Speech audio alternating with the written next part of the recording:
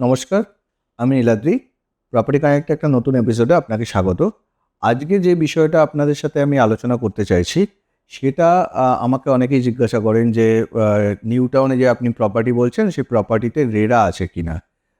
RERA নিয়ে কিছু misconception আছে রিগার্ডিং হিটকো অ্যালটেড প্লটগুলোর মধ্যে। সেইটার ক্লিয়ারিটি দেওয়ার জন্যই আজকে আমার এই উপস্থাপনা। তো যাই হোক, রেরায় যেটা বলা আছে, আমি নিচে ডেসক্রিপশানে আপনাকে লিঙ্ক দিয়ে দেবো, রেরায় দেখতে পাবেন। রেরায় বলা আছে যে যদি কোনো প্রজেক্টের বা বিল্ডিংয়ের প্লট সাইজ 500 স্কোয়ার মিটারের বেশি হয় বা 8টার বেশি ইউনিট থাকে, তাহলে সেখানে রেরা অ্যাপ্লিকেবল হবে।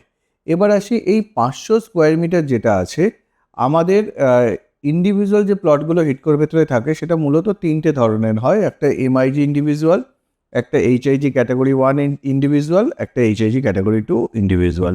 এমআইজি ইন্ডিভিজুয়ালটা হচ্ছে আপনার 150 স্কোয়ার মিটার, মানে যেটাকে সোয়া দু কাঠা বলা হচ্ছে। একটা ফ্লোরে একটাই মূলত হয়, 3 বিএইচকে বেরোয়, 1200-1220 এরকম কাছাকাছি আপনার সুপার বিল্ডটা পেতে বেরোয়। এর পরের যে সাইজটা, সেটা হচ্ছে আপনার 200 স্কোয়ার মিটার, যেটা এইচআইজি ক্যাটাগরি 1। সেটা হচ্ছে আপনার 3 কাঠা আমরা বলে থাকি। সেটা একটা ফ্লোরে একটা যদি বেরোয়, তাহলে 1700-1750 স্কোয়ার ফিটের আপনার একটা ফ্ল্যাট বেরোবে। সেটা আপনি 3 বিএইচকে করতে পারেন, 4 বিএইচকে করতে পারেন। অনেকে করে কি, এর ওপরে মানে দুটো ভাগে ভাগ করে দেয়, দুটো 2 বিএইচকে বেরোয়, 850 এরকমভাবে অনেকে বলে থাকছে। আর লাস্ট যে সাইজটা হয়, সেই সাইজটা হচ্ছে আপনার এইচআইজি ক্যাটাগরি 2 ইন্ডিভিজুয়াল, যেটা কিনা 4.5 কাঠা, মানে আপনার 300 স্কোয়ার মিটার, 300 স্কোয়ার মিটার। তো এই 4.5 কাঠায় অনেকে এখন করছে যে 2 বিএইচকে ডিমান্ড কম আছে বলে দুটো করে 3 বিএইচকে বের করছে, 1100-2200 করে এক একটা ফ্লোরে থাকবে। আবার অনেকে করছে একটা 3 বিএইচকে, একটা 2 বিএইচকে 1300, আপনার 900, বা সেটা অনেকে আবার 1350, 950 বলছে, হোয়াট এভার, সেটা যেই যা বলুক না কেন, মোটামুটি 2200 স্কোয়ার ফিটের একটা অ্যাপ্রক্সিমেটলি প্লেট এরিয়া বেরোয় একটা ফ্লোরের। সেটাকে যে যেভাবে ভাগ করে দিতে চাইছে। তো এই তিনটেই আমরা দেখতে পেলাম, যেটা কিনা রেরার যে গাইডলাইন আছে, সেই গাইডলাইনকে টাচ করছে না। যেমন 500 স্কোয়ার মিটারের প্লট কোনোটাই নয়, আর আপনার 8টার বেশি কিন্তু প্রপার্টি বা ফ্ল্যাট এতে নেই। 8টার বা 8টার নিচেই থাকছে। তো এইভাবে আপনাকে বোঝাতে চাইলাম যে রেরা কেন হিটকোর ভেতরে লাগে না। এবার রইল আরেকটা, যেটা মেজর প্লট আছে, সেটা হচ্ছে আপনার কোঅপারেটিভের বিল্ডিংগুলো। কোঅপারেটিভের বিল্ডিং কিন্তু একটা আলাদা বাইলস নিয়ে চলে, যেটা কোঅপারেটিভ ল বা joint register of cooperative society দ্বারা পরিচালিত। তো কোঅপারেটিভের ক্ষেত্রে এই রেরা প্রয়োজন হয় না।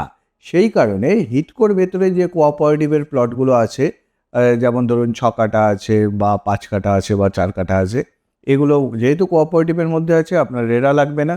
আবার আপনি যদি বলেন যে বাল্ক কোঅপারেটিভ, সেটা তো 21 কাঠার হয়, মানে 1 বিঘা, তাহলে তাতে কেন রেরা লাগে না? বিকজ ওটা কোঅপারেটিভ, তাই তাতে রেরা লাগে না। তো হিটকো কি করেছিল, জমিগুলো আগে অধিগ্রহণ করেছিল। রেরার ফাংশনটা বুঝতে হবে। রেরা কি করে? রেরা হচ্ছে আপনাদের যারা বায়ার আছেন, আপনাদের যাতে সুরক্ষিত রাখা যায়, তার জন্য কিছু গাইডলাইন দিয়েছে। সেই গাইডলাইন মেনে ডেভেলপারদের কাজ করতে হয়। সেই গাইডলাইন যদি না মানে, তাহলে ডেভেলপাররা কাজ করতে পারবে না। তো রেরা মূলত যদি নিউ টাউনের মধ্যে কোনো কমপ্লেক্স প্রজেক্ট হয় বা হিটকোর বাইরে হয়, ভেতরে না হয়, হিটকোর বাইরে হয়, তাহলে রেরাটা অ্যাপ্লিকেবল থাকে। কিন্তু আবার আমি আপনাদের বলছি, মিনিমাম প্লট সাইজ হতে হবে 500 স্কোয়ার মিটার বা তার বেশি, আর 8টার বেশি ফ্ল্যাট থাকতে হবে, তাহলে রেরা লাগবে। আর হিটকো যেহেতু আগে এই জমিগুলো অ্যাকোয়ার করে প্লট ডিস্ট্রিবিউশন লটারির মাধ্যম দিয়ে দিয়েছে, সেই কারণে আপনাদের কিন্তু মানে হিটকোর যে পেপারস অল ক্লিয়ার থাকে, যেখানে রেরার প্রয়োজন হয় না। তো এই গেল একটা ছোট্ট প্রতিবেদন, যেটা আপনাদের জানালাম। ভালো লাগলে অবশ্যই আমাদের পেজটাকে লাইক করবেন, শেয়ার করবেন, কমেন্ট করবেন। যদি কিছু জানার থাকে, তাহলে নিচের দেওয়া নাম্বারে অবশ্যই আপনারা কল করে জেনে নেবেন। আর আপনাদের জন্য আমি লিঙ্কটাও প্রোভাইড করে রাখছি, কেউ যদি দেখতে চান দেখে নিতে পারেন। নমস্কার।